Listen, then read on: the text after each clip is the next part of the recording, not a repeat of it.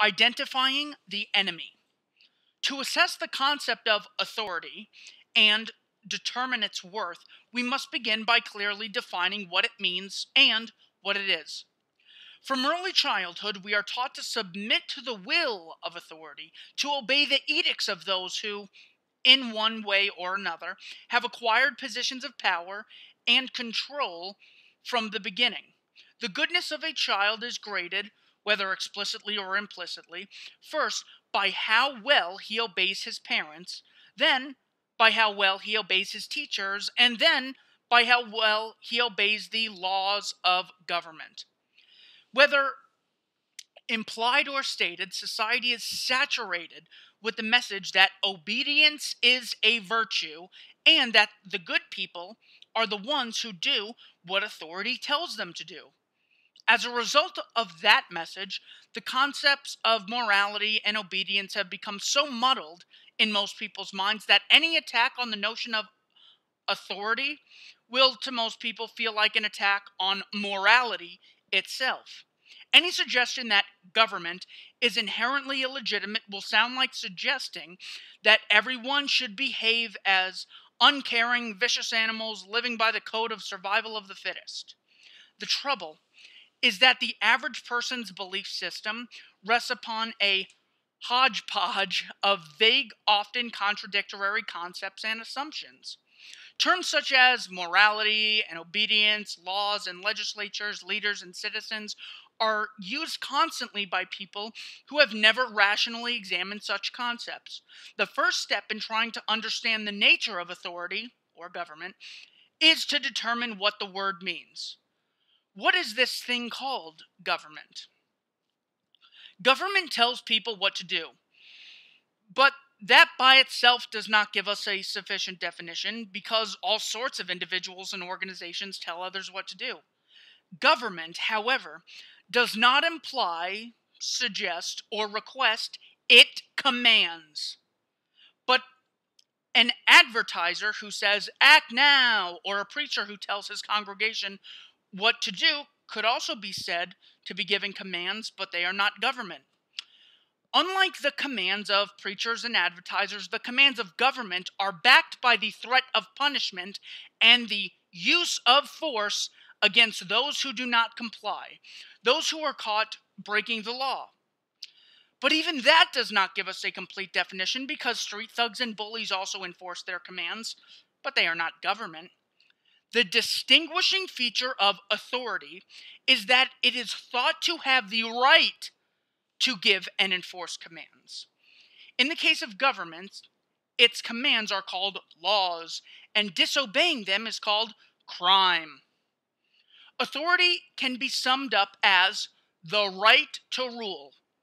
It is not merely the ability to forcibly control others, which to some extent nearly everyone possesses. It is the supposed moral right to forcibly control others. What distinguishes a street gang from government is how they are perceived by the people they control. The trespass, robbery, extortion, assault, and murder committed by common thugs are perceived by almost everyone as being immoral, unjustified, and criminal.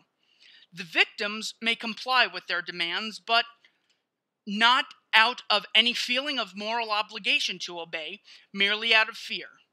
If the intended victims of the street gang thought they could resist without any danger to themselves, they would do so, without the slightest feeling of guilt. They do not perceive the street thug to be any sort of legitimate ruler. They do not imagine him to be authority.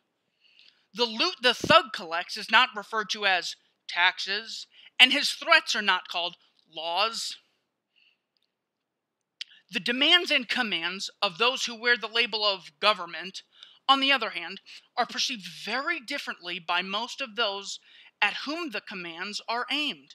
The power and control the lawmakers in government exert over everyone else is seen as valid and legitimate, legal and good. Likewise, most who comply with such commands by obeying the law, and who hand over their money by paying taxes, do not do so merely out of fear of punishment if they disobey, but also out of a feeling of duty to obey. No one takes pride in being robbed by a street gang, but many wear the label of law-abiding taxpayer as a badge of honor. This is due entirely to how the obedient perceive the ones giving the commands. If they are perceived as authority, a rightful master, then, by definition, they are seen as having the moral right to give such commands, which in turn implies a moral obligation on the part of the people to obey those commands. To label oneself a law-abiding taxpayer is to brag about one's loyal obedience to government. In the past, some churches have claimed the right to punish heretics and other sinners, but in the Western world today, the concept of authority is almost always linked to government. In fact, the two terms can now be used almost synonymously, since in this day and age, each implies the other. Authority supposedly derives from the laws enacted by the government, and government is the organization imagined to have the right to rule, i.e., authority. It is essential to differentiate between a command being justified based upon the situation and being justified based upon who gave the command. Only the latter is the type of authority being addressed in this book, though the term is occasionally used in another sense, which tends to muddle this distinction. When, for example, someone asserts that he had the authority to stop a mugger to get an old lady's purse back, or says that he had the authority to chase trespassers off his property, he's not claiming to possess any special rights that others do not possess. He is simply saying that he believes that certain situations justify giving orders or using force. In contrast, the concept of government is about certain people having some special right to rule. And that idea, the notion that some people, as the result of elections or political rituals, for example, have the moral right to control others in situations where most people would not, is the concept being addressed here. Only those in government are thought to have the right to enact laws. Only they are thought to have the right to impose taxes. Only they are thought to have the right to wage wars, to regulate certain matters, to grant licenses for various activities, and so on. When the belief in authority is discussed in this book, that is the meaning being referred to. The idea that some people have the moral right to forcibly control others, and that consequently, those others have the moral obligation to obey. It should be stressed that authority is always in the eye of the beholder. If the one being controlled believes that the one controlling them has the right to do so, then the one being controlled sees the controller as authority. If the one being controlled does not perceive the controller to be legitimate, then the controller is not viewed as authority, but is seen as simply as being a bully or a thug. The tentacles of the belief in authority reach into every aspect of human life, but the common denominator is always the perceived legitimacy of the control it exerts over others.